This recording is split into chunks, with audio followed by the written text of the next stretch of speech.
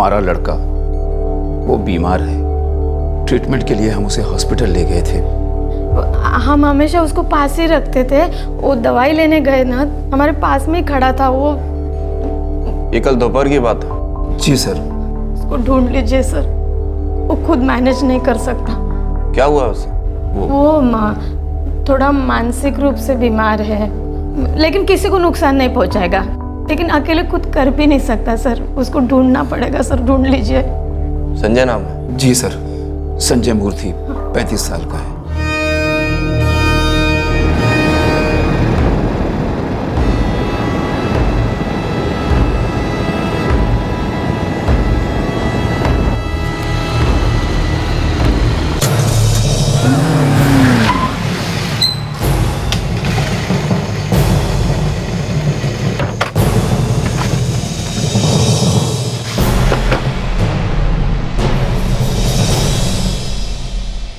क्या है भाई, कौन हो तुम? बोला था ना तेरे को, ये आरटीआई के चक्कर में मत पड़। बहुत हीरो बनने का शौक है तेरे को। तुझे क्या लगा तू अपनी इस आरटीआई से सबके कपड़े फाड़ देगा और हम भजन कीर्तन करेंगे, आरती उतारेंगे तेरी? देखो, मुझे जो करना है वो मैं करूंगा, और तुम्हारी इन धमकियों से मैं डरने वाला नहीं हूँ। चलो ऑटो, अब रास्ता छोड़ो। रास्ता तो हम छोड़ेंगे, लेकिन इससे पहले तू ये दुनिया छोड़ेगा।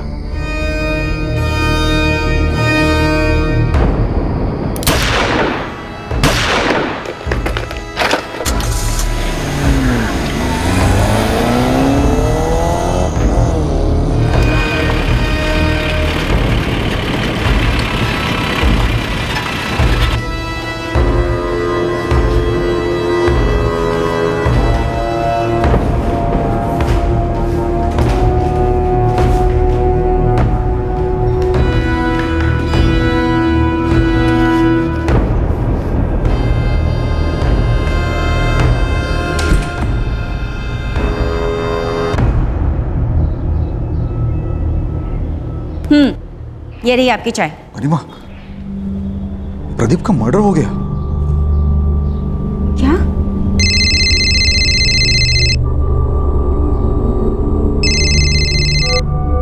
हेलो। क्यों बे दीपक उपाध्याय, खबर पड़ी कि नहीं? कौन बात कर रहा है? उस प्रदीप की तरह तू भी बड़ा उछल रहा है। ये लास्ट वार्निंग है। ये जो तेरी आरटीआई गिरी है, इसका दी एंड कर दे, आज के आज। हिम्मत है तो अपना चेहरा दिखा मुझे, सामने आके बात कर। दीपक उपाध्याय, अगर मैंने चेहरा दिखा दिया तो तुम अपने बीवी बच्चों के चेहरे कभी नहीं देखोगे। सुन तो। Hello hello.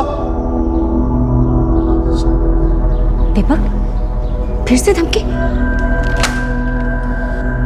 कुछ नहीं। दीपक, मुझे लगता है हमें पुलिस में कंप्लेंट कर देनी चाहिए। मम्मी, पापा, आप लोग पुलिस के पास क्यों जा रहे हो? अरे कुछ नहीं बेटा, वो बस ऐसे ही कुछ काम है। चलो तुम दोनों, बस आ गई होगी ना, जाओ। रुको रुको, मैं ड्रॉप करता हूँ गेट तक। क्यों पापा? अरे ऐसे ही बेटा, मतलब आप दोनों अकेले कैसे जाओगे?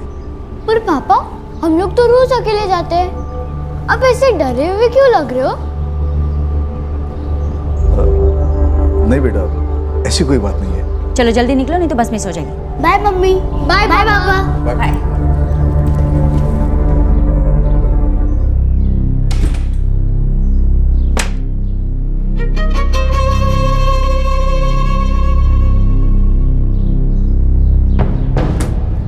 दीपक, हमें उस कॉल को इग्नोर नहीं करना चाहिए। प्लीज पुलिस स्टेशन चलो। मुझे बहुत अजीब सा लग रहा है। गरिमा, कुछ नहीं होगा, कुछ नहीं होगा। पर हाँ, हमें रिस्क भी तो नहीं लेना चाहिए। Right to information act, RTI, ये सच के सिपाहियों का वो रामबाण है जो भ्रष्टाचार का दहन कर सकता है। जाहिर है कई आरटीआई एक्टिविस्ट को रोजाना धमकियां मिलती हैं, जैसे कि दीपक उपाध्याय को मिली। पर दीपक के सर पर खतरे की तेज तलवार लटक रही थी। वो कई शक्तिशाली लोगों के रास्ते का कांटा बन चुका था। दीपक भी जान गया था कि फोन पर दी गई धमकी को हकीकत बनने में देर नहीं लगेगी।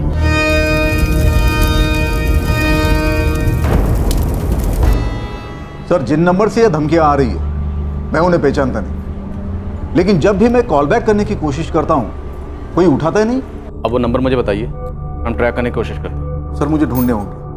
एक अरसे से ये धमकियां आ रही है। ठीक है, तो आप अपनी कॉल लिस्ट में से वो नंबर ढूंढ लीजिए, उसके बाद हम ट्रैकिंग पे लग जाएंगे। सर, प्रदीप गर्ग का मर्डर कल हुआ है और आज हमें दोबारा ये धमकी आई। सर, हमारी जान को खतरा है, हमारे 2 बच्चे भी हैं और ये सब। आपको कुछ तो अंदाजा होगा कि ये कौन लोग हो सकते हैं जो आपको इस तरह की धमकियां दे रहे हैं। सर, कुछ लोगों के करतूतों के खिलाफ मैंने आरटीआई पिटीशन फाइल की है, इसलिए बड़ी तकलीफ हो रही है उन लोगों को। कौन लोग हैं मिस्टर उपाध्याय, नाम बताइए।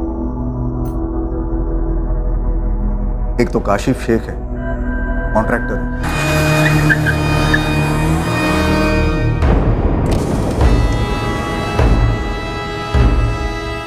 धीरज सैनी, काशिफ शेख का बिजनेस पार्टनर।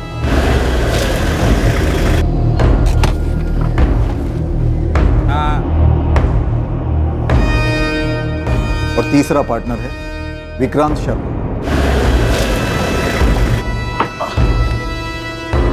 हेलो, हाँ मैं पहुंच गया हूँ। इन तीनों की एक कंस्ट्रक्शन कंपनी है। Schools, rehabilitation quarters, government buildings, सारी डील टेबल के नीचे से फाइनल होती है सर। ब्लैक मनी तो बोरियों में भर के आता था सर। मैंने आरटीआई के जरिए इन तीनों के कई भांडे फोड़े। देखिए, अगर आपकी वजह से इनका डायरेक्टली कोई नुकसान हो रहा होता तो ये लोग आपको ऐसे डायरेक्ट धमकी नहीं देते। हाँ जानता हूँ, किराए के लोगों से काम करवाएंगे आप। आप फिक्र मत कीजिए, एक बार ये किराए के टट्टू हाथ लग जाए, असली गुनाहगार कौन है ये भी पता चल जाएगा। मुझे मेरी फिक्र नहीं, लेकिन मैं नहीं चाहता कि मेरी वजह से मेरी फैमिली पर कोई आंच। सर, क्या मेरी फैमिली को पुलिस प्रोटेक्शन मिल सकता है? आप अर्जी दे दीजिए, डायरेक्टरेट से इसकी परमिशन लेनी पड़ेगी। और परमिशन मिलने तक? देखिए, मैं तो कहूँगा बेहतर होगा कि आप अपना नंबर चेंज कर लीजिए।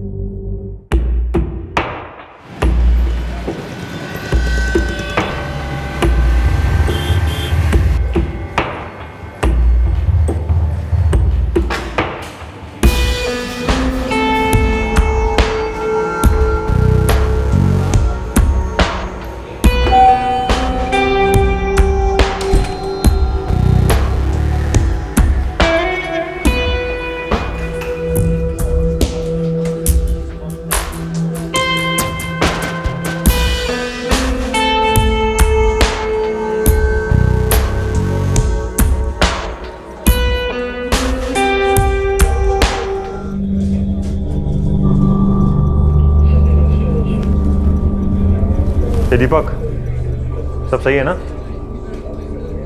हाँ हाँ यार, झूठ मत बोल। तेरे चेहरे पे साफ लिखा है कि तू टेंशन में जी रहा।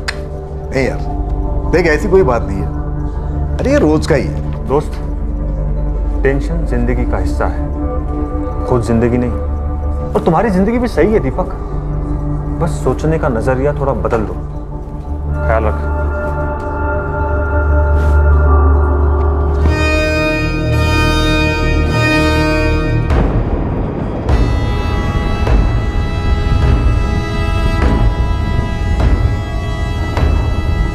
जीवन, समीर। हाँ मम्मा। चलो बेटा, चलकर खाना खा लो। चलो उठो। पापा के साथ खाएंगे, मैं अभी नहीं खाऊंगा। अरे हाँ, पापा के साथ बहुत सारी बातें भी करनी है। पापा को आने दो प्लीज प्लीज।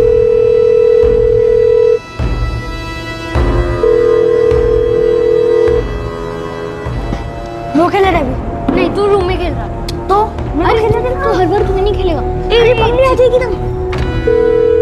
देख तू हर बार ऐसे ही करता है। तू ऐसे करता है। जा जा तू जा। क्या कर रहे हो तुम दोनों? पहले खाना खाओ। मैंने कहा ना पहले खाना खाओ। जीवन, पहले खाना।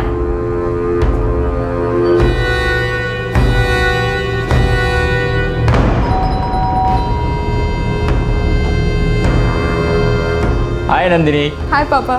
बेटा जल्दी आना, खाना साथ में खाते हैं। हाँ माँ।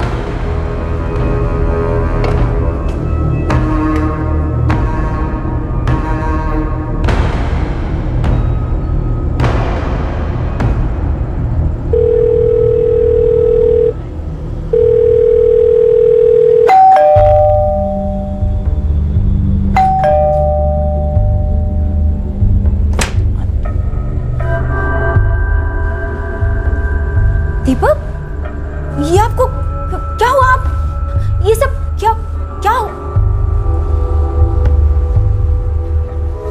दीपक, आप दीपक, ये सब क्या हुआ दीपक? दीपक,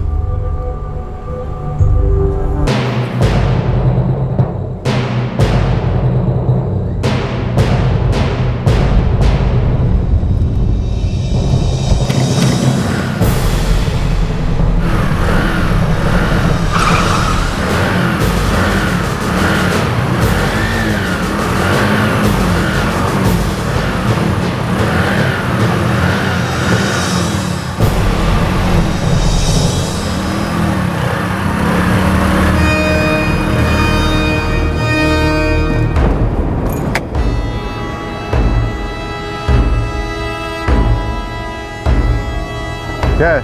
साले फेस टू फेस मिलना था ना तेरे को। कौन हो तुम लोग? मैं पूछ रहा हूँ, कौन हो तुम लोग? कौन हो तुम लोग? अमाद तुम्हारे बाप हैं हम। सर दीपक, तुम ये आरटीआई की तीली जलाकर आग से खेल रहे हो, और वो आग हम लोग ऐसा जला देंगे कि तुम्हारे बीवी बच्चे भी पहचान नहीं पाएंगे। और फाइनल वार्निंग है ये, समझा?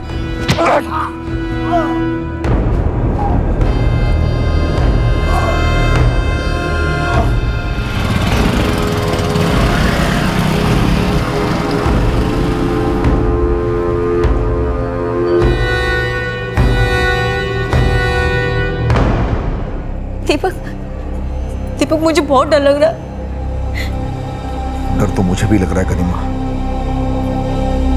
लेकिन इतना भी नहीं कि इन बुज़दिलों की धमकियों से डर के मैं पीछे हटूं। हाँ, लेकिन ना मैं पीछे हटूंगा ना झुकूंगा। जो करना है कर ले वो।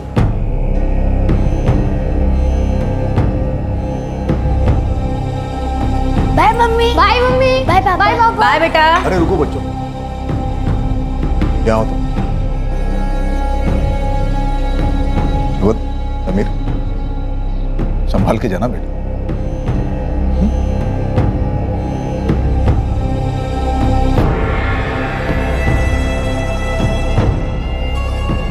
Bye bye papa.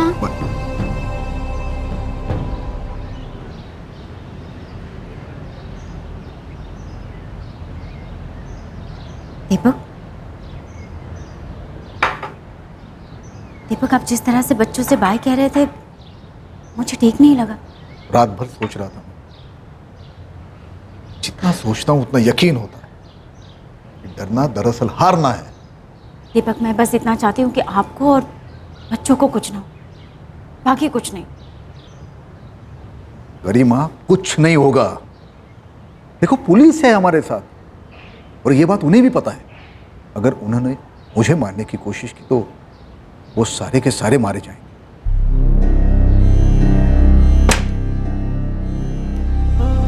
बाय गरिमा। बाय, संभाल कर जाइएगा।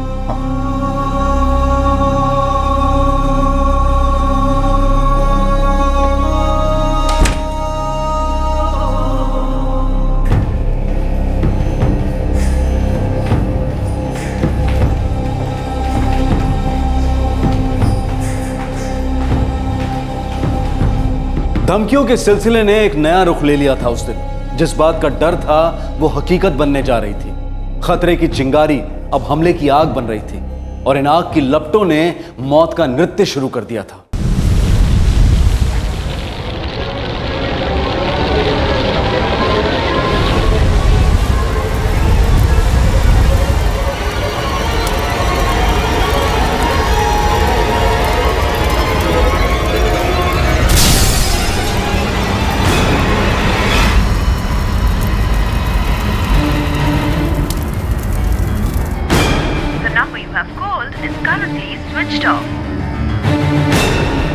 इनका फोन स्विच ऑफ कैसे?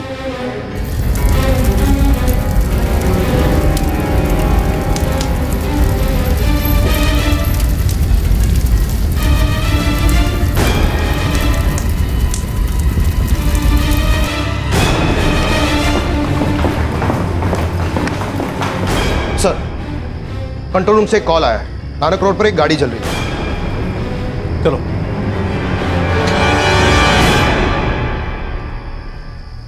क्या हुआ मम्मी? पापा फोन नहीं उठा रहे? पापा ऑफिस में ही है क्या? ऑफिस के सिक्योरिटी गार्ड ने बोला कि वो ऑफिस से 8:30 बजे निकल गए। तो फिर मम्मा? पापा कहाँ हैं? मम्मी, मामा जी को फोन करो ना। हाँ गरिमा पैनिक मत करो, बच्चों का ख्याल रखो। ऋषभ, उनका फोन स्विच ऑफ आ रहा है। ऐसा पहले कभी नहीं हुआ, मुझे बहुत डर लग रहा है। हाँ मैं बस अभी निकल रहा हूँ, मुझे थोड़ा सा टाइम दो, बस तुरंत निकल रहा हूँ यहाँ से, मैं पहुँचता हूँ, सब ठीक हो जाएगा।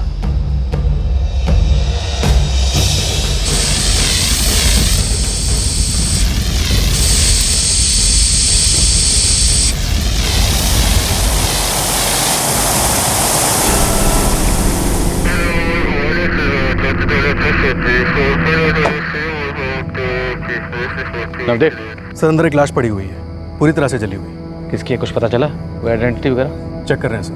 रमेश, मोहित, बॉडी बाहर निकालो।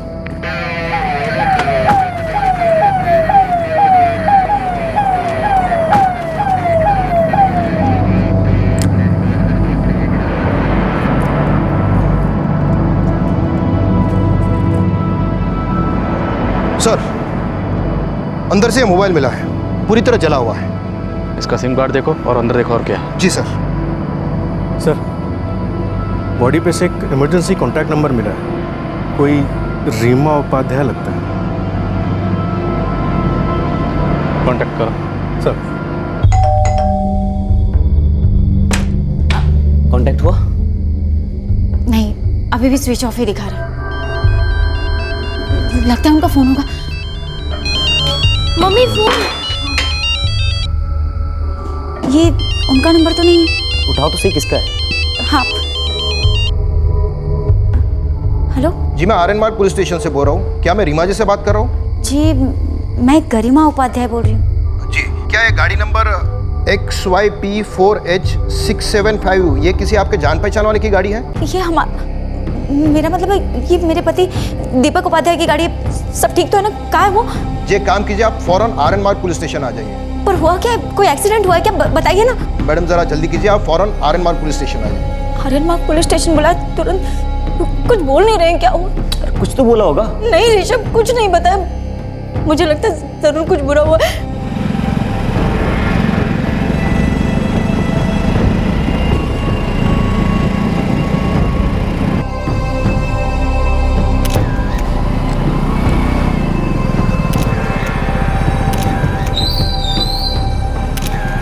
ऋषभ, ये हमारी कार है ना?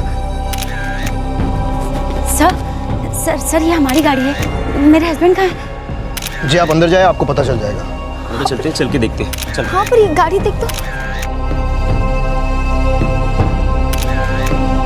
प्लीज इंस्पेक्टर साहब बताइए ना, क्या हुआ है? कहाँ मेरे पति? आप हमें कहाँ लेके जा रहे हैं इंस्पेक्टर साहब? आप बोल के मेरे, मैं कब से आपसे पूछ रही हूँ। सर दीपक का। आइए।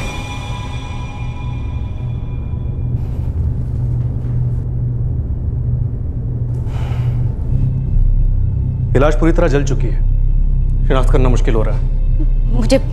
मुझे देखना, दिखाइए मुझे। क्या ये सारी चीजें आपके हस्बैंड की हैं?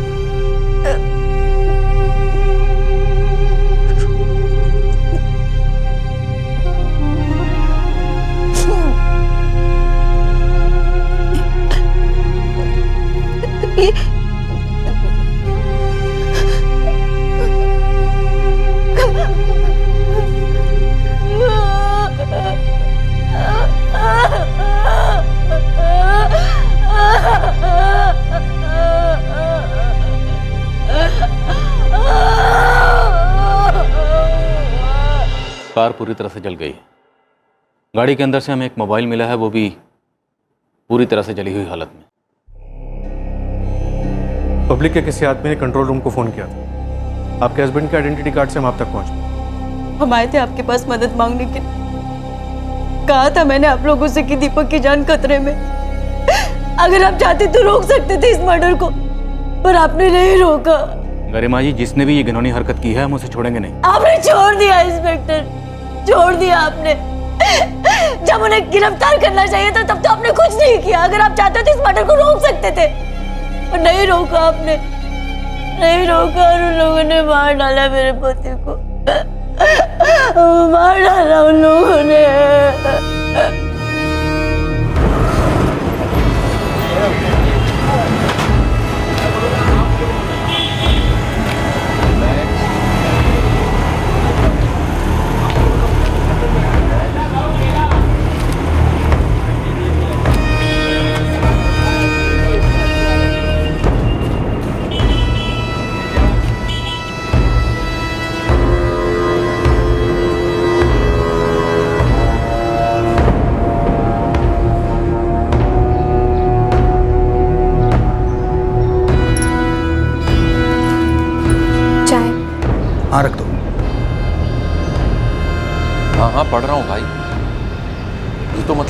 बवाल कर देगा।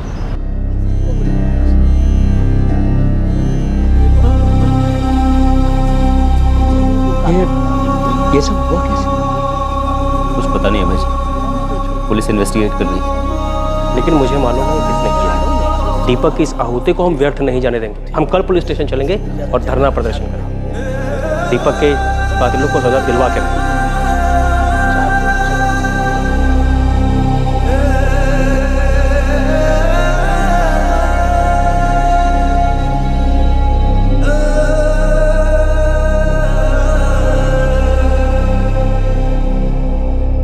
इस वक्त ये पता लगाना मुश्किल है कि पहले मार डाला गया है फिर लाश जलाई गई है या फिर इसे जिंदा जलाया गया है। इन्हें धमकियां दी जा रही थी कि इन्हें जिंदा जला दिया जाएगा। इधर आग बाहर से लगाई गई है या अंदर शॉर्ट सर्किट से आग लगी। अब आग लगाई गई है या लगी है, ये फाइंड आउट करने के लिए मुझे थोड़ा सा वक्त चाहिए ऑफिसर। बाहर से आग लगाना थोड़ा ऑब्वियस नहीं हो जाता? I mean, कातिल इतना डायरेक्ट अप्रोच करने की गलती करेगा? जिसने भी किया वो तो यही चाहेगा कि नहीं महज एक एक्सीडेंट ही लगे। इस वक्त ये बताना थोड़ा मुश्किल है ऑफिसर, मुझे पूरा एनालिसिस करना पड़ेगा, तब जाके मैं किसी डिसीजन पर पहुंच पाऊंगा कि आइदर ये एक्सीडेंट है या फिर मर्डर। सर वो सच में मुझे कुछ कह के नहीं गए कि वो कहाँ जा रहे हैं। काशिफ का फोन भी स्विच ऑफ है। वो कभी मुझे कुछ कहते नहीं है कि कहाँ जा रहे हैं, कब लौटेंगे, क्यों जा रहे हैं। आपके सारे रिश्तेदारों के फ़ोन नंबर और एड्रेसेस चाहिए मुझे अभी। सर मैं आपको कब से बोल रही हूँ सर, वो सुबह सुबह ही निकल गए। ये तो आप पहले भी कई बार कह चुकी हैं। मैं ये जानना चाहता हूँ कि वो गए कहाँ हैं। सर मुझे बताकर नहीं गए, मैं खुद उनसे कांटेक्ट करने की कोशिश कर रही हूँ। तुम यहीं रुको, जो कोई भी आ जाए उसके ऊपर निगाह रखो। चलो। मैं भगवान की कसम खा के कहती हूँ सर, मुझे नहीं मालूम विक्रांत कहाँ है। मैडम अगर अगले 6 घंटे तक विक्रांत नहीं मिला तो उसके खिलाफ अरेस्ट वारंट जारी करेंगे। इतना समझ लीजिए कोई रोज़ होने वाला चेक बाउंसिंग का केस नहीं है, मर्डर केस है, 1st degree murder. Kashif Sheikh, Dheeraj Saini और विक्रांत शर्मा, ये तीनों ही कॉन्ट्रैक्टर्स हैं। इनके खिलाफ मेरे पति दीपक उपाध्याय ने आरटीआई दर्ज की थी और इन तीनों की तरफ से उन्हें बार बार धमकियां आ रही थी। आपने पुलिस कंप्लेंट की थी? बिल्कुल की थी। हमने उन्हें बताया था कि हमें लगातार धमकियां आ रही। हमने पुलिस प्रोटेक्शन के लिए अर्जी भी दी थी जो हमें नहीं मिली। मेरे पति दीपक उपाध्याय कोई पावरफुल इंसान नहीं थे, वो एक सर्वसाधारण नागरिक थे जो आरटीआई के औजार के जरिए इस देश का भला करना चाहते थे। दीपक उपाध्याय अमर रहे, अमर रहे, अमर रहे। दीपक उपाध्याय अमर रहे, अमर रहे, अमर रहे। दीपक उपाध्याय को न्याय दिला कर रहेंगे, दिला कर रहेंगे, दिला कर रहेंगे। दीपक उपाध्याय के कातिलों को बख्शा नहीं जाएगा, नहीं जाएगा, नहीं जाएगा। हमने इन्वेस्टिगेशन शुरू कर दी, लेकिन वो तीनों कॉन्ट्रैक्टर धीरज, काशिफ और विक्रांत अभी तक गिरफ्तार नहीं हुए। वो इस वक्त फरार हैं, लेकिन हमारा सर्च ऑपरेशन जारी है। और वो मिलेंगे नहीं क्योंकि उन्हें जानबूझकर फरार होने का मौका दिया गया है। ये ऐसी बात नहीं है।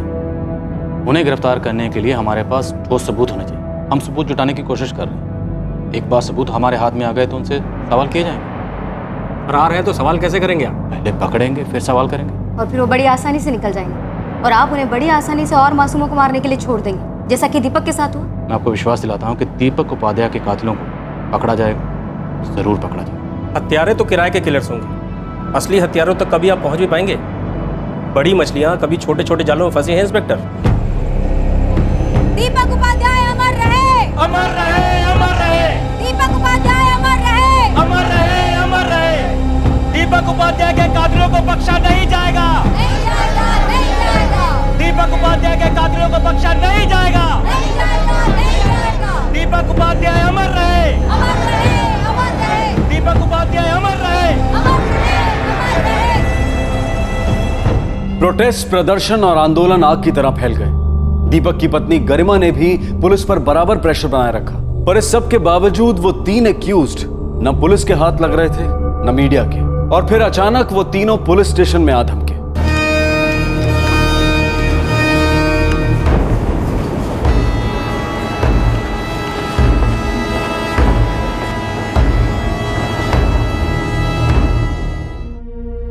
ये है मेरे क्लाइंट्स के एंटीसिपेटरी बेल ऑर्डर। हमने आपके क्लाइंट से अभी एक सवाल भी नहीं किया और आप इतनी सारी चालें चल गए। क्यों नहीं चलता? उस दीपक उपाध्याय की पत्नी गरिमा ने मेरे क्लाइंट्स पर मर्डर का झूठा इल्जाम ठोका। मेरे क्लाइंट्स का दूर दूर तक इस कांड से कोई वास्ता नहीं। सच में नहीं? इंस्पेक्टर साहब, हम कॉन्ट्रैक्टर्स हैं। हाँ, उस दीपक ने आरटीआई से हम लोगों की नाक में दम तो कर रखा था, और हाँ, ये आरटीआई वाली बात सब लोग जानते थे। सब लोग ये भी जानते थे कि वो हमारे खिलाफ था। सर, सरकार का हर डिपार्टमेंट जानता है कि दीपक बेवजह हाथ धोकर हमारे पीछे पड़ा हुआ था। अब सर ऐसे में हम लोग पागल हैं जो उसे मारने का प्लान बनाएंगे? तो फिर आप तीनों से कैसे रोकते? दीपक उपाध्याय ने आरटीआई की जो तलवार आप तीनों के सिर पर लटका रखी थी, उस तलवार को हटाने के लिए आप तीनों कौन सा पैंतरा अपनाते? सर हम उसे समझाते, उससे बात करते आराम से। और अगर वो नहीं मानता तो हम उसे दोबारा से समझाते। अब फिर भी नहीं समझता तो उसे धमकाते। अब फिर भी नहीं समझता तो उसे रास्ते से हटा देते। सर ये धमकाने वाली बात महज एक वहम है दीपक की बीवी का इंस्पेक्टर। 3 रात पहले दीपक को रास्ते में रोककर धमकी दी गई थी कि अगर वो अपनी हरकतों से बाज नहीं आया तो उसे जिंदा जला दिया जाएगा, उसकी लाश भी पहचान में नहीं आएगी। और ठीक वैसा ही हुआ है। लेकिन उससे पहले आपने एक एनसी रजिस्टर की थी जिसमें हम तीनों के नाम थे। सर, और इतना सब होने के बाद भी हम उसे कैसे छूते? सारा इल्जाम तो हम तीनों पर आता। हम खुद की खबर क्यों खुदवाएंगे सर? सर, हम अपनी चिता में आग क्यों लगाएंगे? ये तीनों के तीनों झूठ बोल रहे हैं सर। काशिफ शेख, धीरज सैनी और विक्रांत शर्मा, यही तीनों है मेरे पति के मर्डर के पीछे। गरिमा जी, हमने इन तीनों की अच्छी तरह से पूछताछ की, इनके फोन कॉल्स, इनकी हर डिटेल को चेक किया। अभी तक हमें एक भी ऐसा सुराग नहीं मिला जो इन तीनों को आपके पति दीपक उपाध्याय की मौत से जोड़ता। सर ये आपके लिए कोई पहली बार तो नहीं होगा ना जहाँ किसी खूनी ने बहुत ही बारीकी से अपने सारे के सारे सबूत मिटा दिया। लेकिन आप आरटीआई से उठाकर देख लीजिए सर, मेरे पति के पास इनके खिलाफ सबूत ही सबूत थे। हमने वो सबूत भी चेक किए, बल्कि इन तीनों ने खुद माना है कि इनको दीपक उपाध्याय से परेशानी थी। वो नाराज थे दीपक उपाध्याय से, लेकिन उनका कहना है फिर भी उन्होंने दीपक उपाध्याय का कत्ल नहीं किया। वो झूठ बोल रहे हैं, इस बात का हमारे पास कोई सबूत नहीं। तो फिर कौन और क्यों करेगा सर? कोई सरफिरा आकर तो करेगा नहीं ना। सर इन तीनों ने ही मारा है मेरे पति को, क्योंकि दीपक उनका भांडा फोड़ने वाले थे। आप एक बार दोबारा से जोर देकर सोचिए इस बात पर। ऑफिसर, हमने एक एक पुर्जा चेक किया, एक एक वायर चेक किया, बट नो, ये शॉर्ट सर्किट का केस नहीं। आग बाहर से लगाई गई है। आग लग गई है, लगाई गई है? लगाई गई। देखो, पूरी कार की बॉडी के ऊपर पेट्रोल छिड़का गया, गाड़ी के चारों तरफ और जमीन पर हमें पेट्रोल के ट्रेसेस। दीपक उपाध्याय कार के अंदर था, तो क्या ये पॉसिबिलिटी है कि पहले दीपक उपाध्याय को मार दिया गया हो, फिर उसकी लाश और कार दोनों को जला दिया गया? ऑफिसर, मैं इतना श्योरिटी के साथ कह सकता हूँ कि पूरी गाड़ी की बॉडी के ऊपर पेट्रोल छिड़का गया। विक्टिम कार के अंदर था और खिड़कियां और दरवाजे बंद थे। अगर ऐसा था तो दीपक गाड़ी में आग लगने से पहले या तो मर चुका था या फिर वो बेहोश था। कैसे कह सकते? सर, उसका मोबाइल पूरी तरह से जल चुका था। अब अगर वो जिंदा होता या होश में होता तो किसी को फ़ोन करने की कोशिश करता कि गाड़ी में आग लग गई है, मैं फंस गया हूँ, मुझे आके बाहर निकालो, या खुद कुछ करके बाहर निकलने की कोशिश करता। क्या इस केस का कोई दूसरा या तीसरा एंगल हो सकता है? कहीं ऐसा तो नहीं इन 3 कॉन्ट्रैक्टर्स को सामने लाकर असलियत को दबाया जा रहा हो? सर, कोई पर्सनल मैटर भी हो सकता है।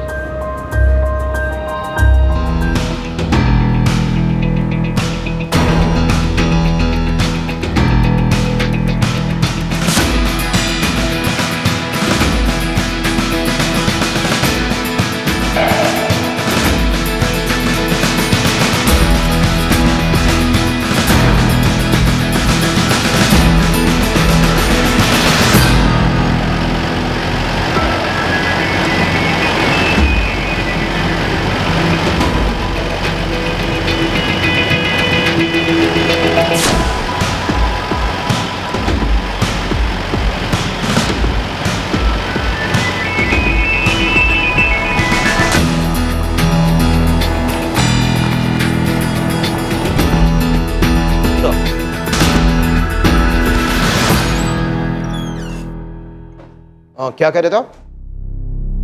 ये नंदिनी है, हमारी बेटी नंदिनी। क्या हुआ इन्हें? ये मिसिंग है। Good morning inspector Ashwini, Dharmesh Thakur बोल रहा हूँ। हाँ इंस्पेक्टर ठाकुर। ये पेपर में एक न्यूज़ पढ़ रहा था, कार में जलकर कोई सुसाइड का केस। परसों रात का केस है। ये माजरा क्या है? यार हमें पहले लगा मर्डर है, जली हुई कार, बुरी तरह से जली हुई लाश, तो हमने उसका एड्रेस निकाला, उसके फोन से उसके भाई का नंबर भी मिला। उसके घर पहुंचे तो देखा उसके बीवी बच्चे भी मरे हुए, उसी ने उन्हें पहले मार डाला था और नोट भी लिख गया। वैसे इस केस में इंटरेस्ट कैसे? तुम्हारे किसी केस से कोई ताल्लुक? आपके इस केस से एक बात चमकी मेरे दिमाग में, शायद इससे मेरे केस में कुछ मदद हो। Thank you inspector Ashwini, thank you very much.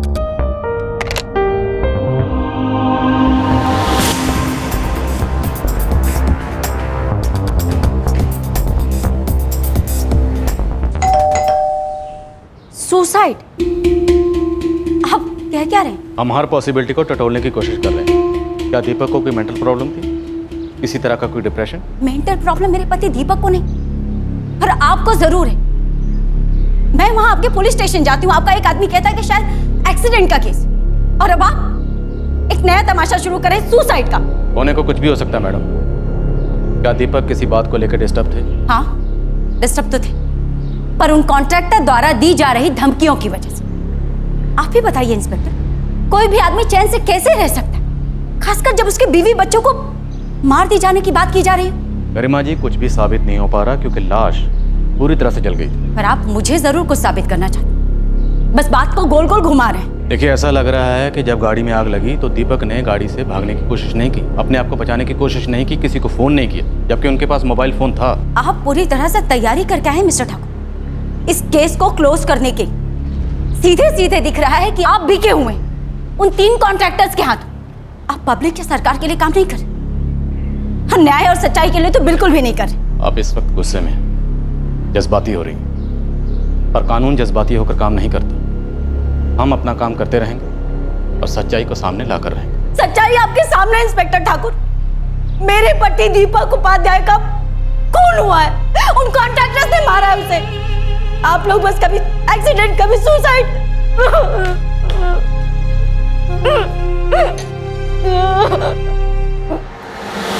ये कोई पर्सनल मामला हो सकता है। बस लग रहा है कि ये कोई पर्सनल मामला है। इस दीपक उपाध्याय के ऑफिस में खबरी एक्टिवेट करो, बल्कि ऑफिस में नहीं, इसके मोहल्ले में जहां कहीं भी ये आता जाता है, सब जगह। शायद हम कुछ मिस कर रहे हैं और वो हमें चीख चीख कर पुकार रहे हैं। चलो, आरटीआई एक्टिविटीज को लेकर दीपक को मिली धमकियों और अटैक वाला एंगल पुलिस को इस केस में आगे नहीं ले जा रहा था। अब उन्होंने सभी व्यक्तिगत मामलों को टटोलना शुरू किया। फिर एक दूसरे केस ने दीपक उपाध्याय केस पर एक अलग किस्म की रोशनी डाली, और इस रोशनी में एक दरवाजा खुला, और इस दरवाजे के साथ एक बहुत ही अजीब पिटारा खुला जिसने इस केस को सर के बल उलट दिया।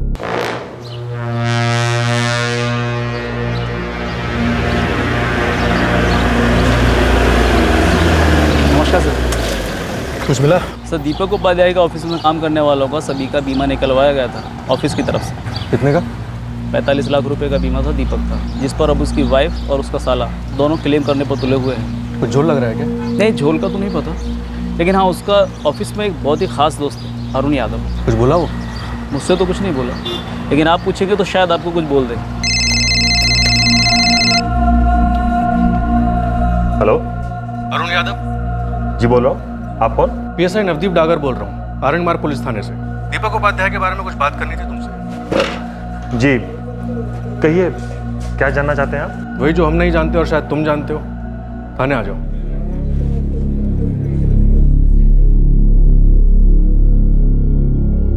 जी हाँ, दीपक की वाइफ गरिमा और उसके भाई ऋषभ ने इंश्योरेंस क्लेम किया है। दरअसल पहला चेक भी मिल चुका है उन्हें। हमने सुना बड़े करीब थे तुम और दीपक। जी सही सुना है आप। अरुण, हमें लगता है कि दीपक की मौत आरटीआई एक्टिविटीज की वजह से नहीं हुई। शायद कोई पर्सनल वजह रही है। हो सकता है उसने सुसाइड किया। आपको क्या लगता है? आपकी जुबान खामोश है लेकिन चेहरा बहुत कुछ बोल रहा है। दीपक किस बात को लेकर डिस्टर्ब था?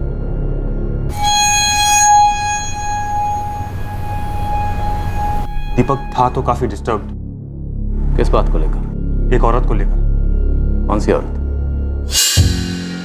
यार अरुण, सच्चाई ये है कि मैं उससे प्यार करता हूँ। और सच्चाई ये भी है कि तुम शादीशुदा हो, 2 बच्चे हैं। दीपक, क्या गरिमा इस बारे में जानती? नहीं जानती, पर शायद जान जाएगी। क्योंकि गरिमा को दीपक के अफेयर के बारे में कैसे पता चलता? क्योंकि वो औरत दीपक की पड़ोसी है, नंदिनी।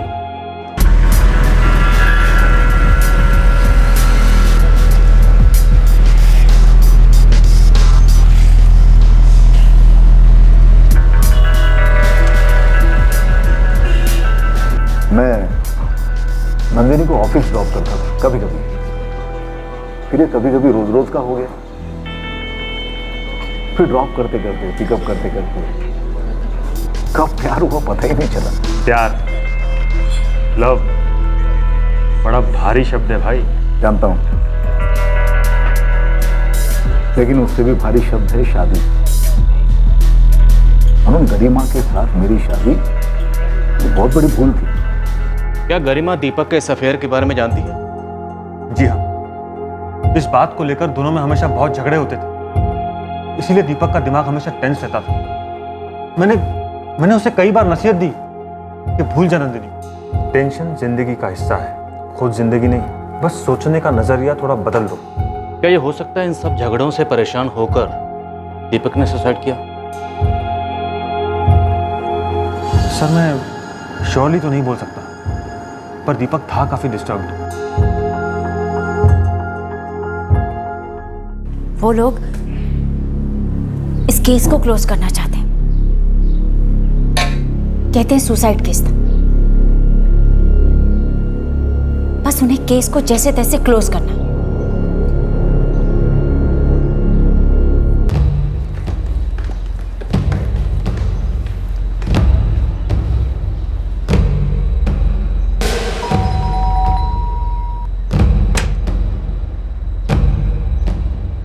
जी, नंदिनी मिसिंग है। क्या? 1 हफ्ता पहले वो घर से गई थी, तब से हमें उसकी कोई खबर नहीं है। हम ढूंढ ढूंढ के थक गए, हमने पुलिस कंप्लेंट भी लिखवाई थी।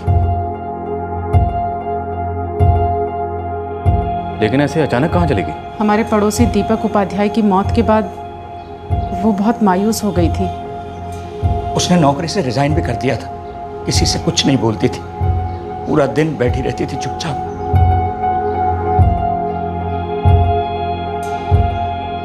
क्या आपको पता था कि नंदिनी और दीपक का अफेयर चल रहा था?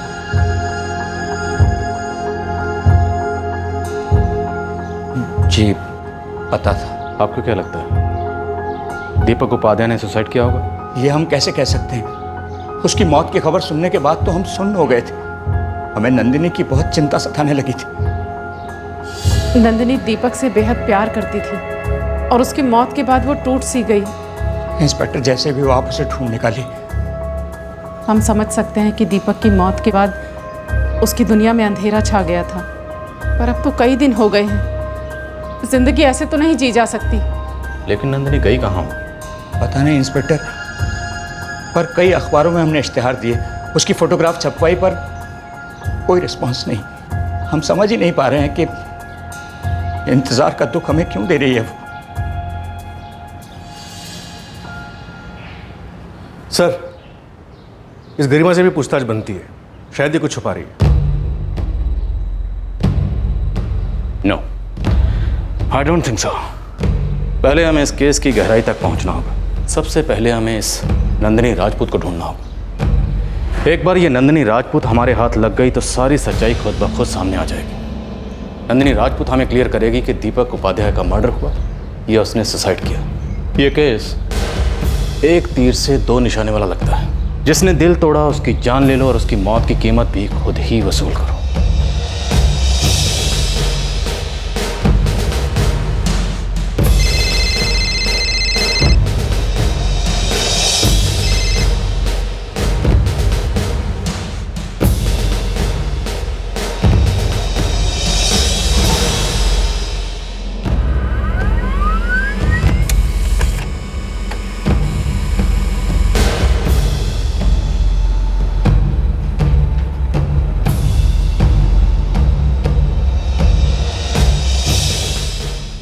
सर, एक बात तो क्लियर है, एक अरसे से नंदिनी और दीपक उपाध्याय दूसरे के साथ टच में थे, लेकिन दीपक की मौत के 2 दिन पहले से दोनों टच में नहीं थे, ना ही फोन कॉल्स पे और ना ही SMS पे। और जिस दिन से दीपक की मौत हुई है तब से नंदिनी का मोबाइल भी ऑफ है। नंदिनी के फादर का कहना था कि नंदिनी कुछ डिस्टर्ब थी, किसी से कुछ नहीं बोलती थी, पूरा दिन बैठी रहती थी चुपचाप। दीपक उपाध्याय की मौत से 2 दिन पहले इन दोनों के बीच में कोई कम्युनिकेशन नहीं था। No SMS, no calls. ऐसा क्यों हुआ होगा?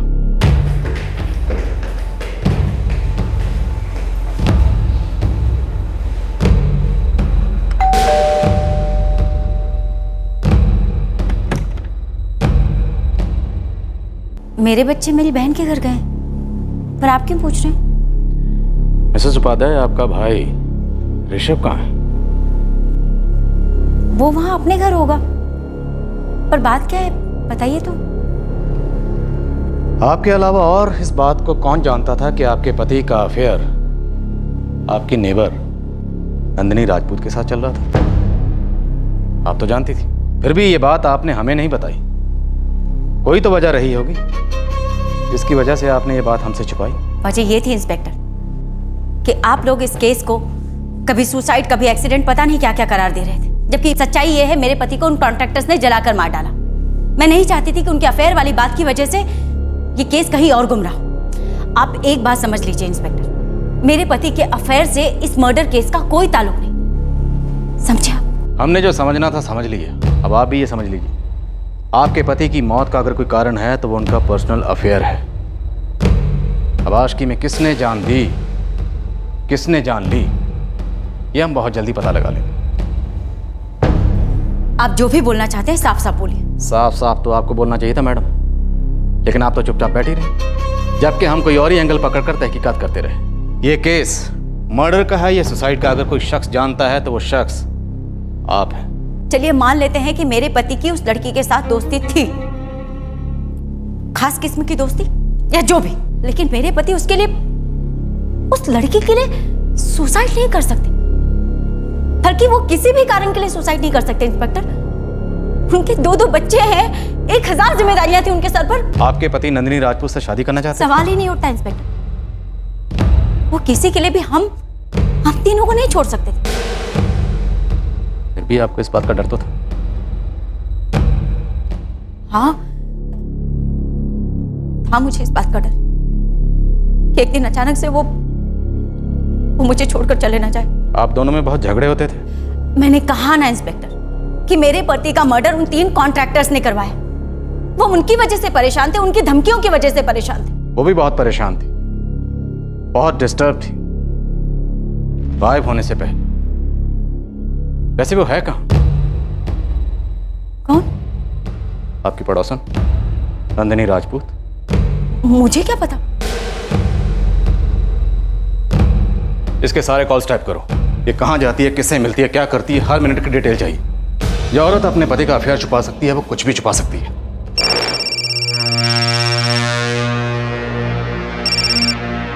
हेलो मिस्टर अभय है क्या? बोल रहा हूँ। मिस्टर अभय, आपकी बेटी नंदिनी मुंबई में है। आप कौन है? आपको कैसे पता? अखबार में फोटो देखी तो फेस कट से मालूम पड़ा, और फोटो के नीचे फोन नंबर दिया था, इसलिए तेरे को फोन लगाया। सुनो, मुंबई में कहाँ? मुंबई में कहाँ है मेरी नंदिनी? Hello hello. कौन था? पता नहीं, कोई तो है जो जानता है नंदिनी कहाँ है।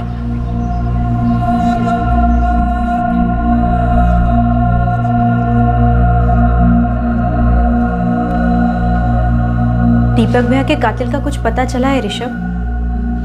नहीं, पुलिस अपना काम कर रही है। कोई प्रूफ मिला है? कुछ बात आगे बढ़ी? मुझे क्या पता कविता।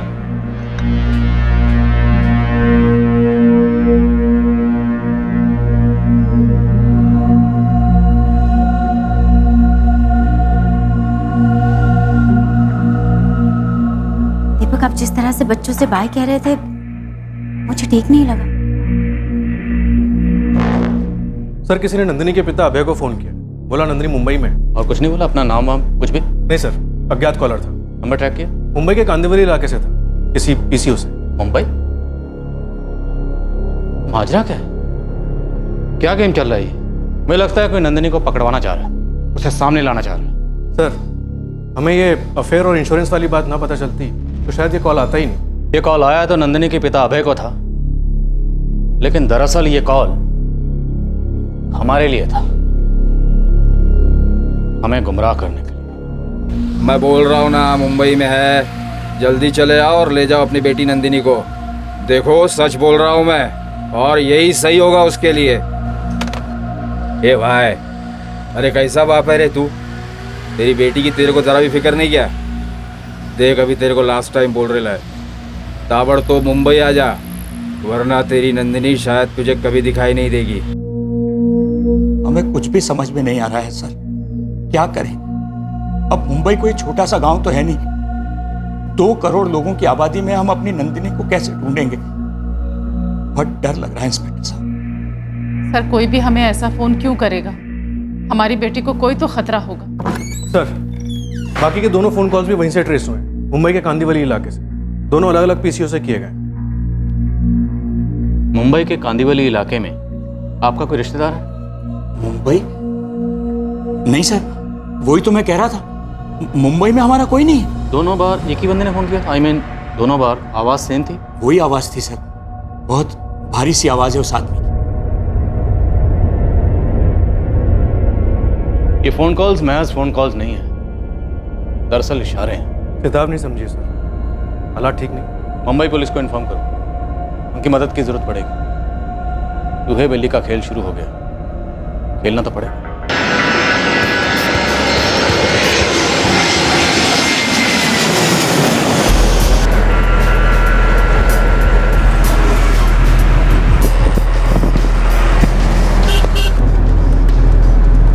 कमजोर सुरागों की कच्ची सड़क इस केस को कहां ले जा रही थी? मुंबई का रहस्यमय पीसीओ कॉलर सिर्फ नंदिनी का पता जानता था या फिर दीपक की मौत का राज भी खोलने वाला था? राज के जाल फैलते जा रहे थे। मुंबई शहर में आई गाजियाबाद की पुलिस टीम को अब एक से एक तगड़े झटके मिलने लगे।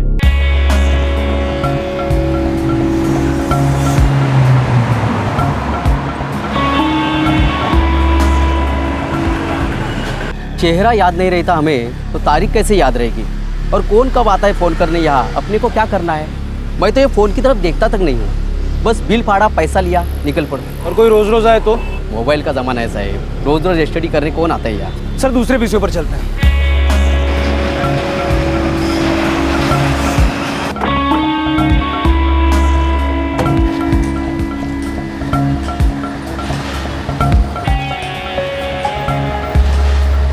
सर ये पीसीओ वाला भी यही कह रहा है, इसे याद नहीं है। उसे जरूर याद होगा। किसे? उसे।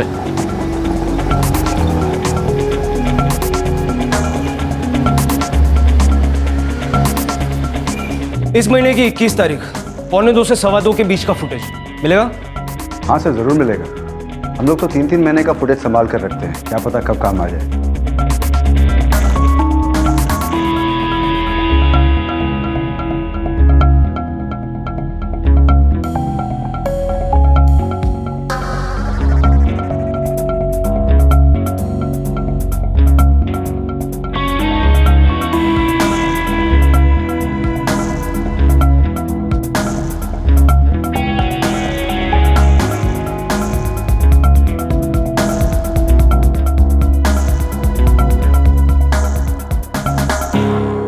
एक मिनट, ये हमारा बंदा हो सकता है, फ्रीज कीजिए।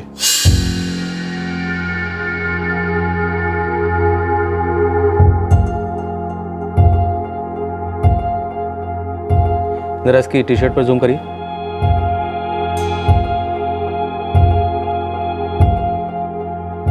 स्पेंटा फार्मास्यूटिकल्स। स्पेंटा फार्मास्यूटिकल्स में तो सर दीपक काम करता था।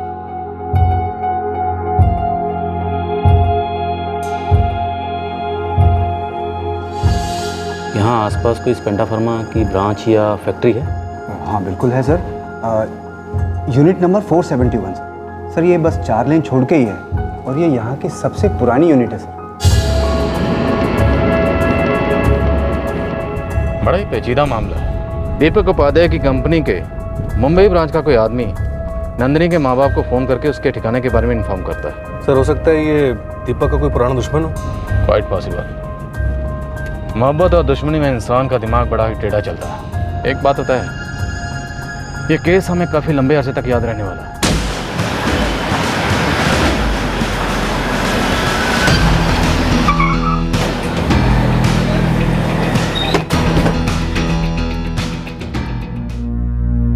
सर ये तो तरुण सिन्हा मालूम होता है।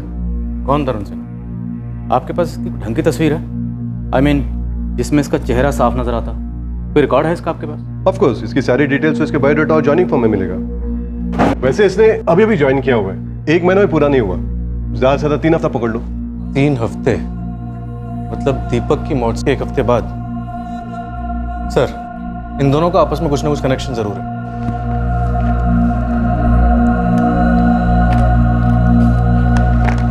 ये है तरुण सिन्हा की सारी डिटेल्स। सर वैसे आज तरुण का ऑफ डे है। ये यहाँ मशीन ऑपरेटर का काम करता है? जी इसमें ये जो एड्रेस मेंशन है ये कहाँ का है? ये तो गुरई का है, यहीं पास में। मुझे इन डॉक्यूमेंट्स की जेरॉक्स कॉपी चाहिए। हाँ बेटे, मैं करा देता हूँ कॉपीज।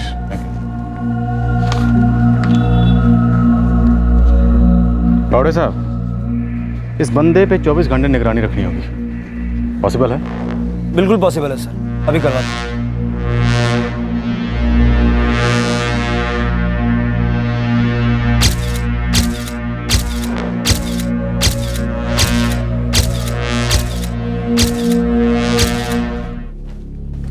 सर, ये रहे कॉल रिकॉर्ड्स, टोटल लिस्ट है। ये तरुण सिन्हा तो काफी खामोश किस्म का इंसान लगता है। सिर्फ 2 ही नंबर्स के कांटेक्ट में और दोनों से बहुत कम वक्त के लिए बात हुई है। जरा पता करो ये दोनों नंबर्स आखिर हैं किसके। सर, शिंदे। सलाम साहब, फोटोज, वाइफ है इस पंटर की, फैमिली प्लानिंग चल रही है। हम दो, हमारे अभी नहीं। इसने एक घर अभी भाड़े पे लिया है, 3 हफ्ते भी फुल नहीं हुए। इस बंदे के साथ सब कुछ 3 हफ्ते पहले ही क्यों शुरू हुआ है?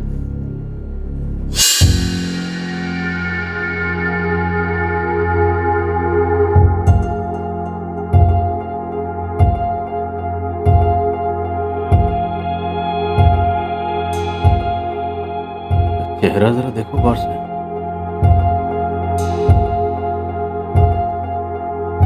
हमारे पास फोटो है ना उसका?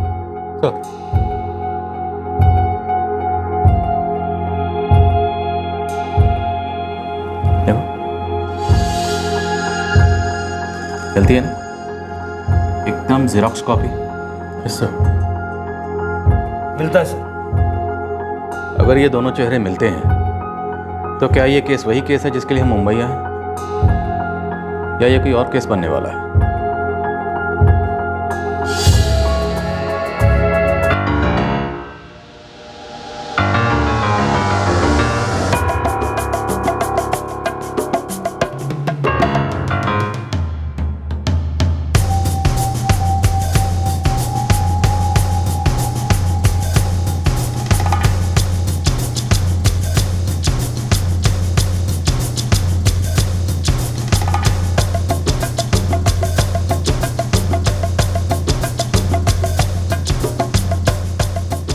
सर, आपका शक सही निकला।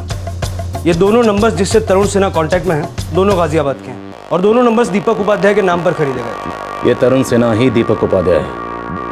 साला कमीना जिंदा है। ऐसा नौटंकीबाज आज तक नहीं देखा। क्या था ये नाटक? कौन रच रहा था इसे और क्यों?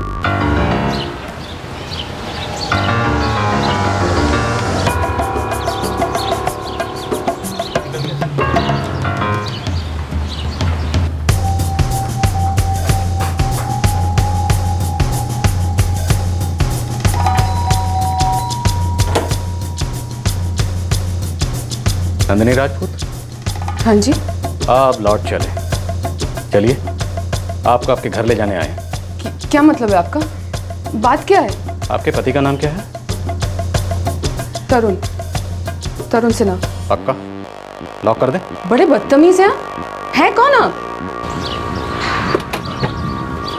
क्या है? तरुण सिन्हा। हाँ, मैं हूँ तरुण सिन्हा। झूठ, तुम झूठ बोल रहे हो और ये तरुण सिन्हा भी एक झूठ है। Excuse me. क्यों? मिस्टर स्वर्गवासी दीपक उपाध्याय। क्या क्या बोलिए आप? हो कौन आप? अरे क्या? एक मिनट मेरी बात सुनिए। ये क्या हो रहा है? देखिए, आपको कोई गलत फहमी।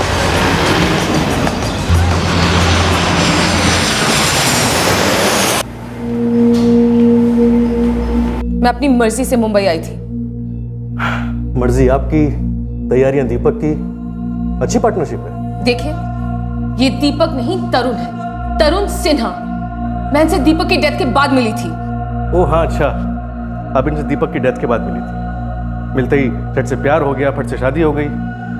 आप तो मतलब इंस्टेंट नूडल्स को भी कंपटीशन दे रही है मैडम। सर, क्या दीपक उपाध्याय लगा रखा है? I am not Deepak Upadhyay, I am Tarun Sinha. झूठ है। नो, सच है। आरटीआई, कुछ याद आया? राइट टू इंफॉर्मेशन, सच जानने का हक। सच जानने का हक तो हमारे पास भी है कि सच क्या है, दीपक उपाध्याय या तरुण सिन्हा।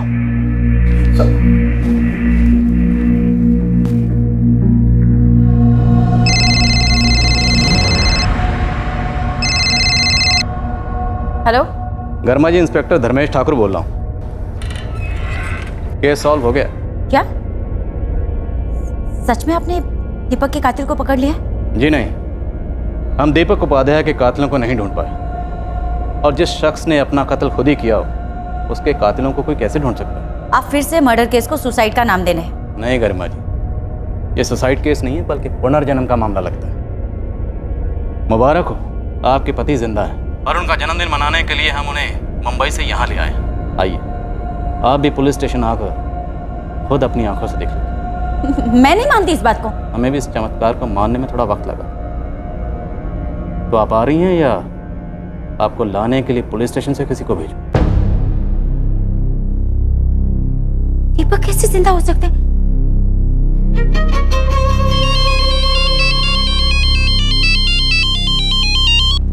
हाँ गरिमा, ऋषभ, पुलिस स्टेशन से कॉल आया था। कुछ मिला क्या?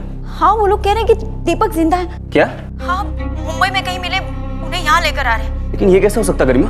मेरी भी कुछ समझ में नहीं आ रहा ऋषभ, ये लोग क्या गेम खेल रहे हैं पता नहीं। मुझे पुलिस स्टेशन बुलाया। क्या नॉनसेंस है ये गरिमा? वो लोग ना केस को दबा देना चाहते हैं और कुछ नहीं है। पता नहीं, तुम चलोगे मेरे साथ? गरिमा, मेरे लिए आज थोड़ा मुश्किल है ऑफिस से निकलना।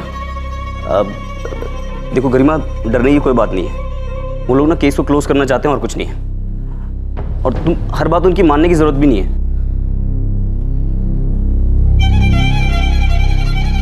कुछ बोलती क्यों नहीं?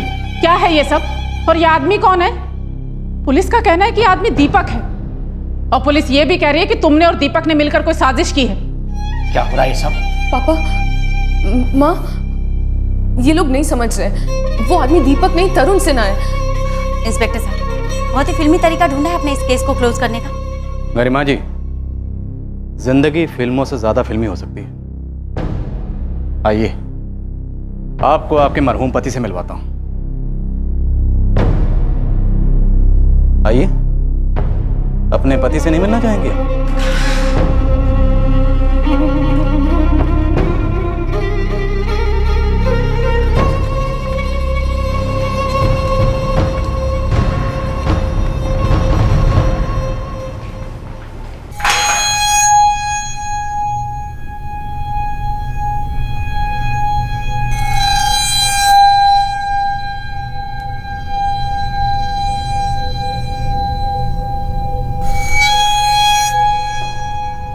दीपक उपाध्याय, आपके पति।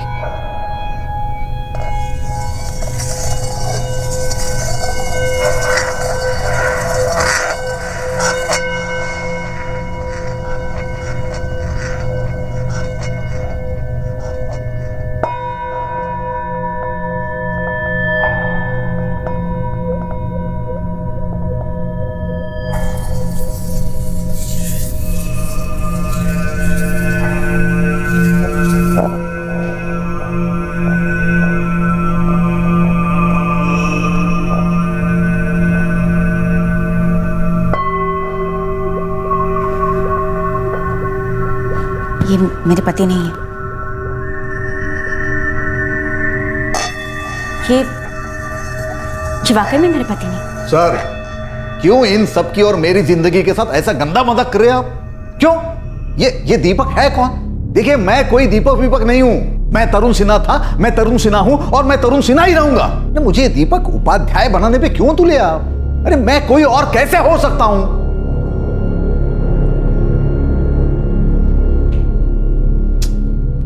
एक आदमी मुंबई से आपके माँ बाप के घर फोन करता है, आपका राज खोलता है,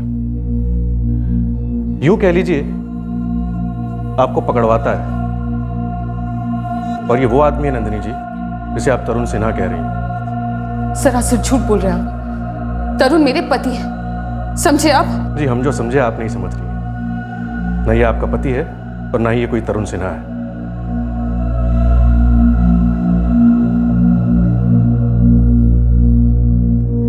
जो भी हो, ये मेरे पति नहीं है। और मैं जानती हूं कि आप लोग कोई गेम खेल रहे हैं। 100% गेम खेला जा रहा है गरिमा जी। बस ये पता लगाना बाकी है कि कौन सा खिलाड़ी किस टीम का। आपके पति ने अग्नि को साक्षी मानकर जिस हाथ से आपको थामा था, उस हाथ पर आपने क्या देखा? अब कहना क्या चाहते हैं? यही कि तरुण सिन्हा के हाथ पर आपने ऐसा क्या देखा जिससे आपको यकीन हो गया कि वो तरुण सिन्हा नहीं बल्कि आपका पति दीपक उपाध्याय ही।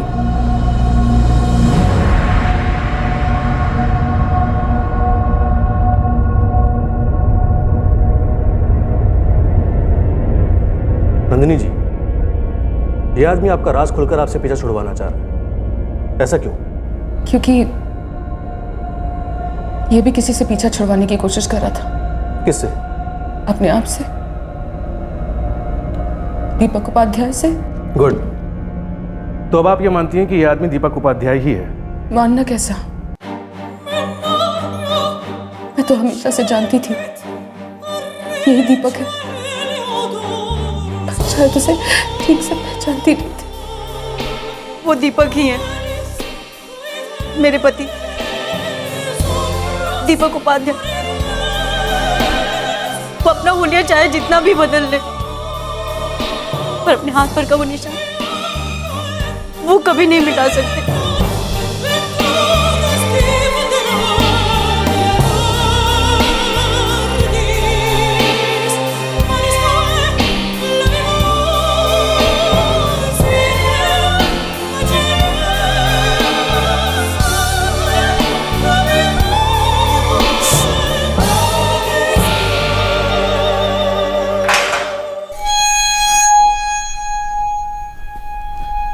मिस्टर दीपक उपाध्याय बड़े शातिर खिलाड़ी निकले थे, लेकिन जब कानून का शिकंजा कसता है ना, तो बड़े बड़े खिलाड़ी क्लीन बोल्ड हो जाते हैं। तुम्हारी पत्नी गरिमा तो इस बात को कबूल करने के लिए तैयार ही नहीं थी कि तुम उसके पति हो।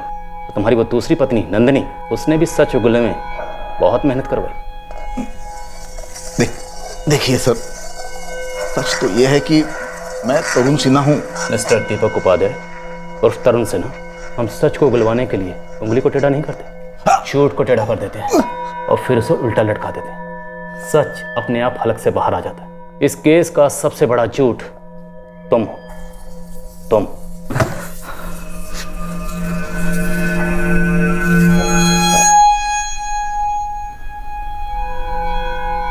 हाँ, मैं ही हूं दीपक उपाध्याय।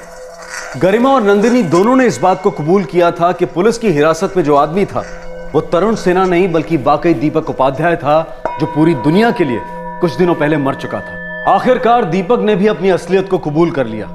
दीपक का कबूलनामा एक ऐसे भयंकर और क्रूर प्लान को रोशनी में लेकर आया जो उसने खुद रचा था अपने स्वार्थ के लिए। कार में जो बुरी तरह से जली हुई लाश रखी थी, लाश किसकी थी?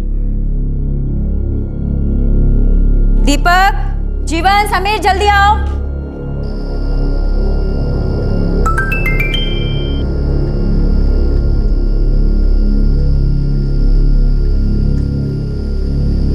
मैंने देहरादून की टिकट्स बुक कर ली है, फ्राइडे रात की। रिटर्न ट्यूसडे के लिए है। चलेगा ना? नाउ कम ऑन, गरिमा के साथ कोई एक्सक्यूज बना लेना काम को लेकर। ऑफिस में एक्सक्यूज बना लेना फैमिली हॉलीडे के बहाने। ओके? कल ही छुट्टी के लिए अप्लाई कर देना ऑफिस में, भूलना मत।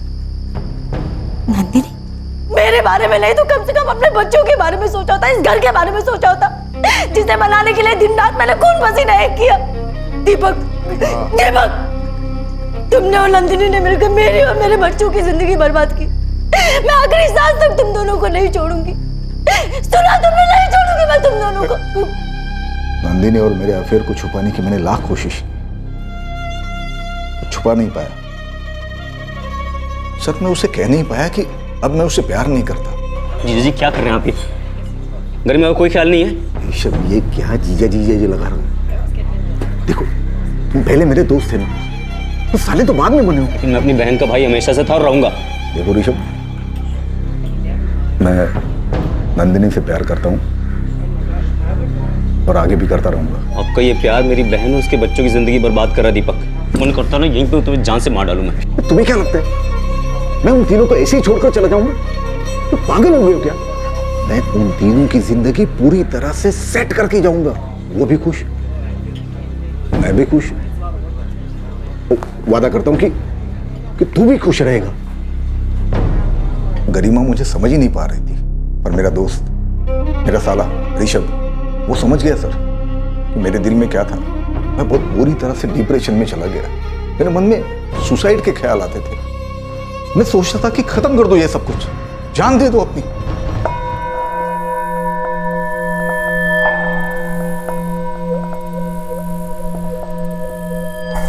तुम्हारे मन में जान देने के नहीं, जान लेने के ख्याल आ रहे थे। तुम सुसाइड नहीं, मर्डर करना चाहते थे। मर्डर। तुम्हारी मौत का ड्रामा तो झूठा था, लेकिन जो गाड़ी में जली हुई लाश थी वो मौत हकीकत थी। वो कैसे मारा गया? कौन था वो? देख ऋषभ, मेरी कंपनी 45 लाख का इंश्योरेंस देगी। लेकिन दीपक, कार में होगा कौन?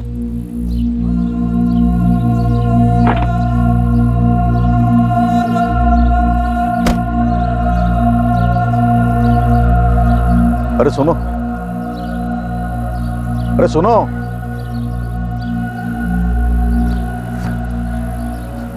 ये लो।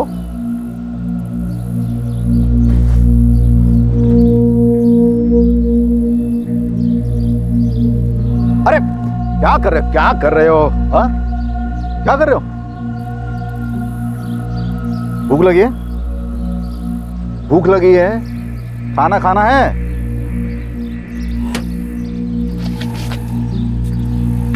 ये लो, खाओ।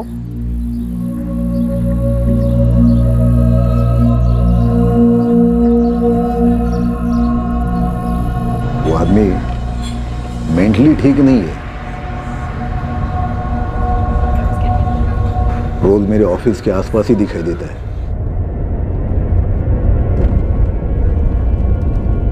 उसकी हाइट, उसकी बॉडी मुझसे काफी मिलती जुलती थी। ओए ब्रदर, ओए कैसा है? भूख लगी है? ओए भूख लगी है? भूख, खाना खाओगे? चलो आ जाओ। हाँ? बैठो बैठो बैठो।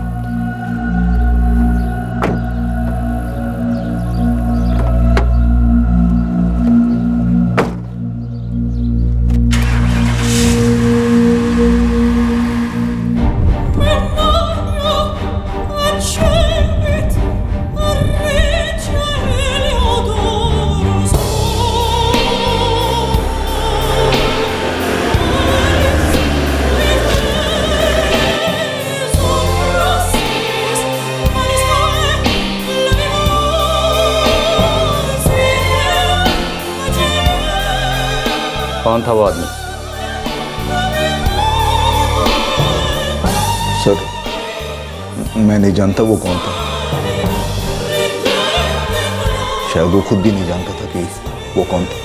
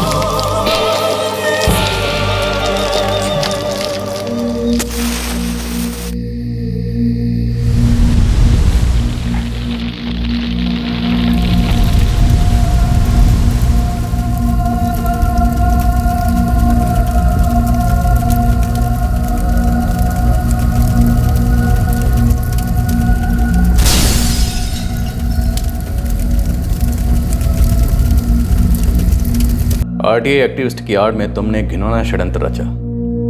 पर आरटीआई को लेकर वो धमकियां, क्या वो धमकियां वाकई तुम्हें मिल रही थी?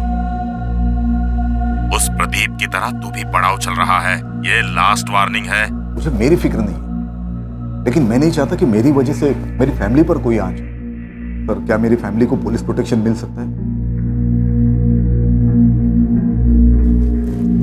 पहले आरटीआई एक्टिविस्ट होने का नाटक, फिर खुद को धमकियां दिलवाने का नाटक, और अंत में खुद अपनी ही मौत की नौटंकी।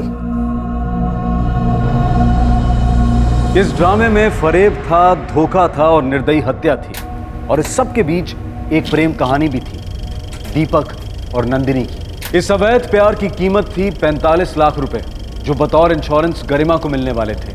नाटक का लिखा गया अंत यह था कि दीपक उपाध्याय तरुण सिन्हा बनकर नंदिनी के साथ मुंबई में एक नई जिंदगी बसर करेगा। इस नाटक में ट्विस्ट कहां से आया था और क्यों आया था?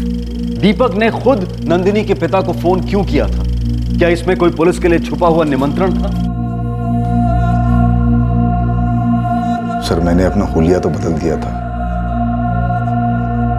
पर लिखी गई किस्मत नहीं बदल पाया। इतने कम पैसों में क्या जिएंगे और क्या प्यार करेंगे दीपक? नंदिनी, बस थोड़े दिनों की बात है। अरे प्रॉब्लम यह है कि मैं तुरंत अपनी क्वालिफिकेशन डिस्क्लोज नहीं कर सकता, शक होगा। और मुझे भी तो कोई नौकरी नहीं मिल रही है ना। दीपक, क्या ये दिन देखने के लिए हमने प्यार किया था? क्या अपना प्यार इतना कमजोर है कि तुम ये थोड़ी सी तकलीफें नहीं सह सकती? अरे मैं कोशिश कर रहा हूं ना। प्यार में सब्र होना चाहिए, सब्र। सर, यहां जब मैं दीपक उपाध्याय था तो करियर के काफी ऊंचे पायदान पर था, लेकिन जब मैं तरुण सिन्हा बना और मुंबई शिफ्ट हुआ तो मेरी हैसियत काफी कम थी, सैलरी कम थी, इसलिए ये जॉब नंदिनी को पसंद नहीं था। हमारे झगड़े होने लगे। उस वक्त मुझे एहसास हो गया कि मैंने बहुत बड़ी गलती की है। मैंने नंदिनी से कहा कि खत्म कर देते इस रिश्ते को। देखो नंदिनी, हम एक दूसरे के लिए नहीं बने हैं, तुम वापस चली जाओ। उसने नहीं माना।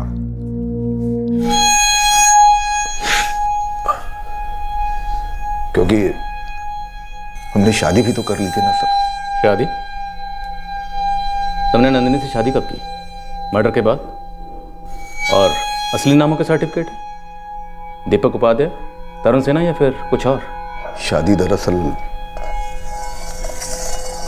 मर्डर के बहुत पहले कर ली थी, जब मैं गरिमा के साथ था। हाँ माँ, प्यार था वो, प्यार था वो।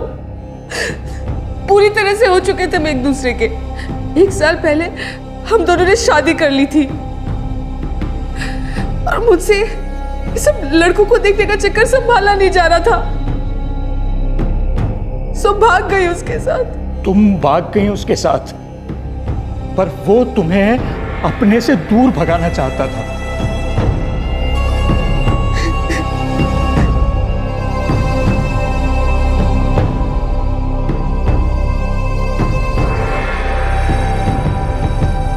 मम्मी, क्या हम पापा को देख सकते हैं? देखना है तो देख लो बेटा, पर मैं नहीं जानती कि क्या वो वही आदमी है जो तुम दोनों से और मुझसे इतना प्यार करता। नहीं जानती मैं।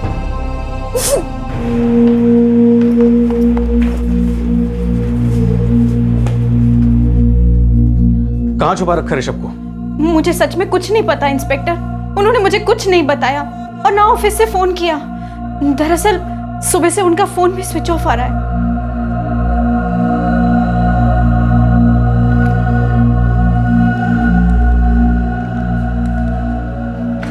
सर, ऋषभ का फोन अभी भी स्विच ऑफ जा रहा है। हमने उसका फोन ट्रैकिंग पे डाल दिया। जो भी हो, मुझे ये ऋषभ चाहिए किसी भी सूरत में। सर, पिछले 5-6 महीनों में 7-8 मिसिंग कंप्लेंट्स आई हैं। अब ये दीपक को आइडेंटिफाई करना होगा, उसने किस आदमी को मार डाला था।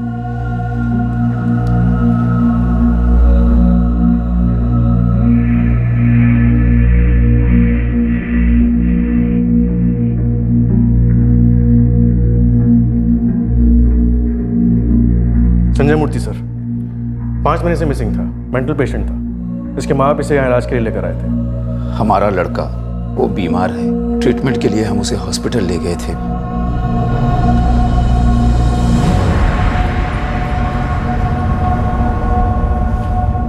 मिस्टर मूर्ति, मिसेस मूर्ति, बड़े अफसोस के साथ आपको बताना पड़ रहा है कि आपका बेटा संजय अब इस दुनिया में नहीं रहा। क्या? पर कैसे? उसका मर्डर हो गया।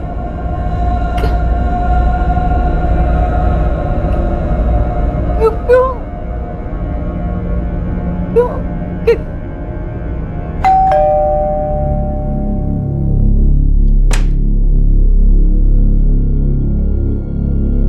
मुझे नहीं पता ऋषभ कहाँ है।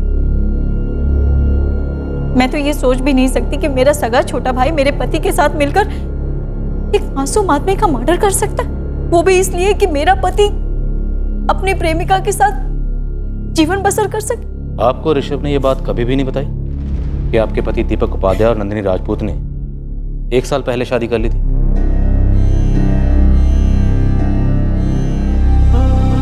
शादी 1 साल पहले? नहीं, मुझे किसी ने कुछ नहीं बताया। मुझे तो लगता है कि मेरा पति मेरा कभी था ही नहीं। उसने कभी किसी से सच्चा प्यार नहीं किया, ना ही मुझसे और ना ही उस नंदिनी से।